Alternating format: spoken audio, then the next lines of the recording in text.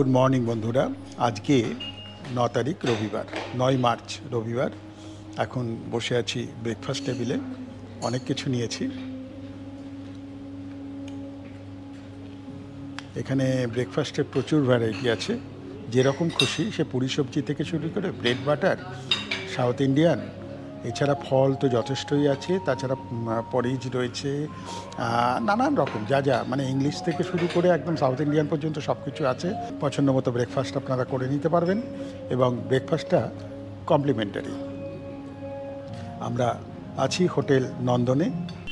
আজকেই এই কিছুক্ষণের মধ্যে আমরা রওনা হব। মোটামুটি 9টা টার্গেট টাইম করা হয়েছে। আজকেই কিন্তু আমরা অরুণাচলে প্রবেশ করব। অরুণাচল সম্পর্কে একটা আবছা ধারণা দিয়ে দিই। প্রথমত, এটা ভারতের সীমান্তবর্তী রাজ্য।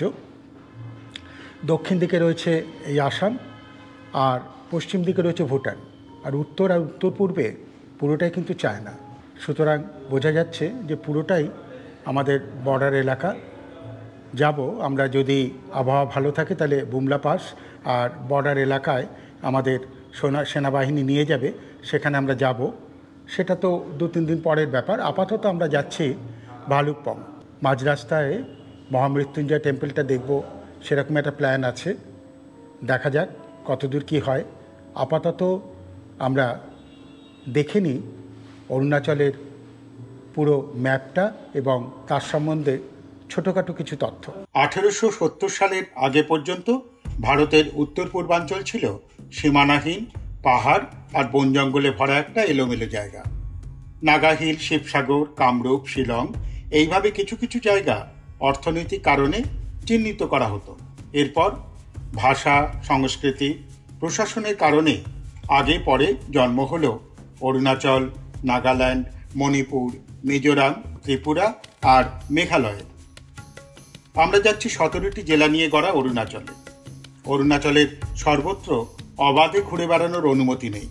আমাদের এবারের সফর অনুমতি নিয়ে ওয়েস্ট কামেং আর তাওয়াং জেলা। আমরা এখন বেরোচ্ছি, বাস এসে গেছে, লাগেজ তোলা হচ্ছে। সকালের জিএস রোডের ওপর হালকা রোদ পড়েছে। রবিবার, গাড়ি ঘোড়াও কম। আমাদের যাত্রা শুরু হলো। এখন বাজে 9:09। এবার লাফ দিয়ে আমি একেবারে মহামৃত্যুঞ্জয় শিব মন্দিরে গিয়ে পড়তে পারতাম, কিন্তু আমার নিয়মিত দর্শকরা তো জানেনি রাস্তার প্রতি আমার একটা আলাদা প্রেম আছে।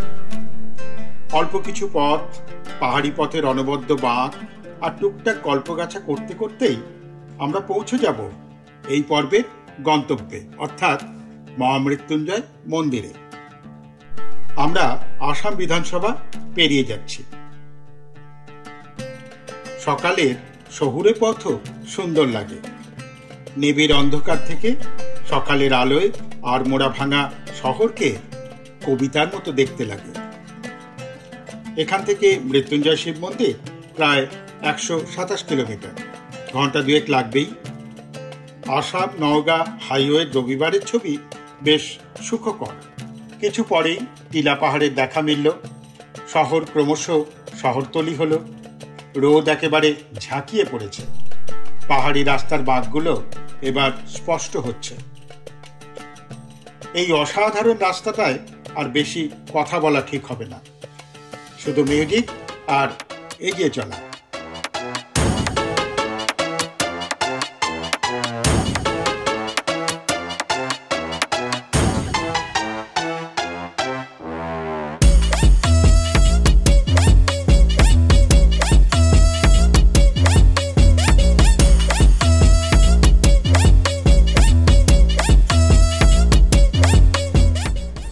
এই চুয়ান ধরে যাচ্ছি, অসাধারণ সুন্দর রাস্তা। মাঝে মাঝে দেখাচ্ছি, ভারী সুন্দর, ভারী সুন্দর। মোটামুটি বেশ বোঝাই যাচ্ছে পাহাড়ের অনেকটা উপর দিয়ে আমরা যাচ্ছি। থামবো আমরা নওগাঁয় সেই মহামৃত্যুঞ্জয় টেম্পলের কাছে। এগিয়ে যাচ্ছি, কখনো জঙ্গল, কখনো পাহাড়ের কোলে ফসলের ক্ষেত।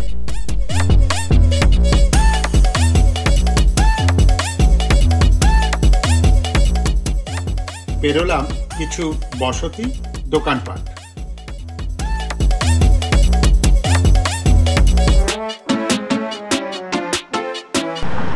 প্রায় ঘন্টা ধরে চলে এলাম আমরা, এখনো পর্যন্ত স্টপ নিইনি। অসাধারণ সুন্দর রাস্তা, চারিদিকে গাছপালা, পাহাড়, মাঝে মাঝে বাড়িঘর ধরে রয়েছে। দারুণ দারুণ দারুণ দারুণ জার্নি।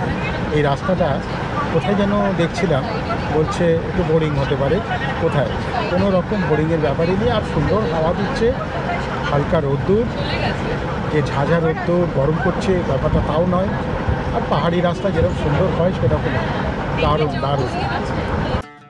ছোট্ট জঙ্গল, বোর্ডে লেখা হর্নবিল ফরেস্ট। নেমে হর্নবিল খোঁজার উপায় নেই, আপাতত ডেস্টিনেশন ট্যুরেই সন্তুষ্ট থাকতে হবে।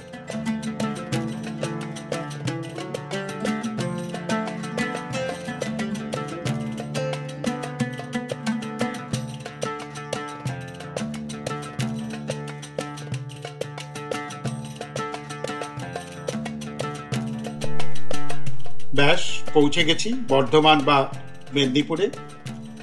জোকস অ্যাপার্ট, প্রথম থেকেই বলছিলাম না, আসামকে একেবারেই অন্য রাজ্য মনে হয় না। অতীতে তো আসাম বেঙ্গল একই সাথে উচ্চারিত হতো। এরপর একটা দারুণ জায়গায়, এই হাইওয়ের ওপরই মোহিনী হাইওয়ে ধাবা, এখানে নামলাম আমরা।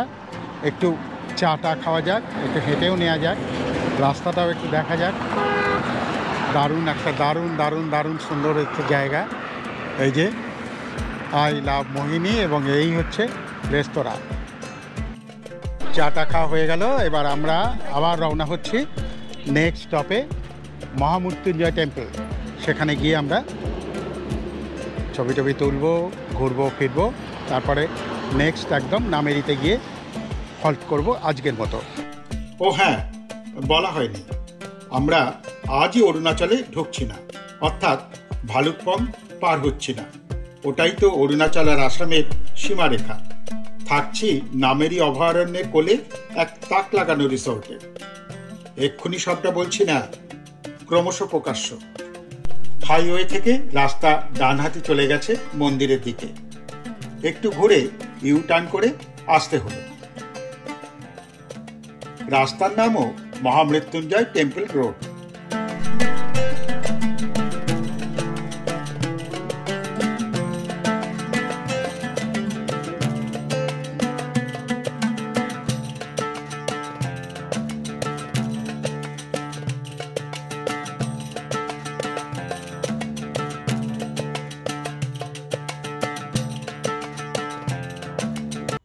পৌঁছে গেলাম মহামৃত্যুঞ্জয় মন্দিরের চত্বরে। চারিদিকে খোলা মাঠের মাঝখানে বিশাল মন্দির। প্রথমে বিস্ময় জাগে, তারপর শিল্পীর প্রতি শ্রদ্ধায় মাথা নুইয়ে আসে।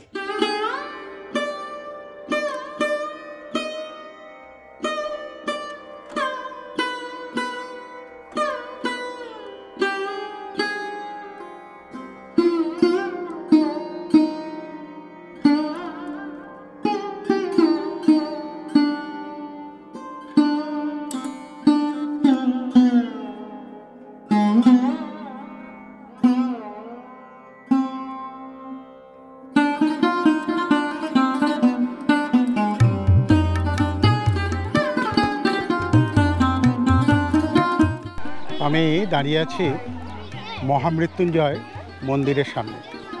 এই মহামৃত্যুঞ্জয় মন্দির প্রতিষ্ঠা হয়েছে একটি সূত্রকে ধরে, যে আমাদের গুরু শঙ্করাচার্য এখানে মহামৃত্যুঞ্জয় মন্ত্র উচ্চারণ করেছিলেন।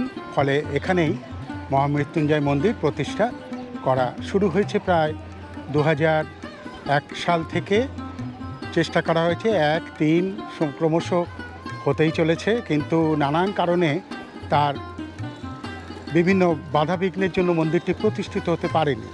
তারপর শেষ পর্যন্ত 2021 সালের 22 থেকে 25শে ফেব্রুয়ারি এই মন্দিরের প্রতিষ্ঠা হয়। এই শিবলিঙ্গর মতো দেখতে মন্দিরটির উচ্চতা হচ্ছে 126 ফুট। আর যেদিন প্রতিষ্ঠা হয়, অর্থাৎ ওই 22 থেকে 25শে ফেব্রুয়ারি, এখানে যজ্ঞ হয়েছিল 108টা কুণ্ড করে। 250 জন তামিলনাড়ু থেকে পুরোহিত এসে এখানে মন্দিরের সেই যজ্ঞ আহুতি দেন।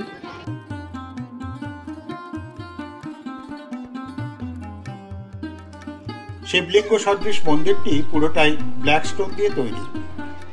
আচার্য ভেগগিরি মহারাজ 2003 সালে এটি নির্মাণ শুরু করেন। শেষ পর্যন্ত যার নির্মাণ কৌশলে এই মন্দিরের গঠন সম্ভব হয় তিনি ইঞ্জিনিয়ার নারায়ণ শর্মা। পৃথিবীর বৃহত্তম শিবলিঙ্গগুলির মধ্যে এই মন্দিরটি অগ্রগণ্য। 2021 সালের 28 এপ্রিলের ভূমিকম্পে মাথার দিকে সামান্য চির ধরেছিল, তেমন ব্যাপক কোনো ক্ষতি হয়নি। দুদিকে জলাধার, মাঝে সেতু পেরিয়ে মন্দিরে ঢোকার রাস্তা।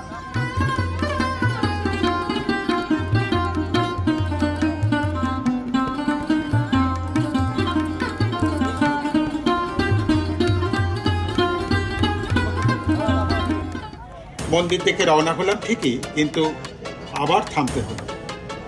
বিস্তারিত বলবো পরের পর্বে। আপাতত ভালো লাগলে লাইক, খুব ভালো লাগলে শেয়ার, সাবস্ক্রাইব করে না থাকলে সাবস্ক্রাইব করে রেডি থাকুন। ভালো থাকবেন। ধন্যবাদ।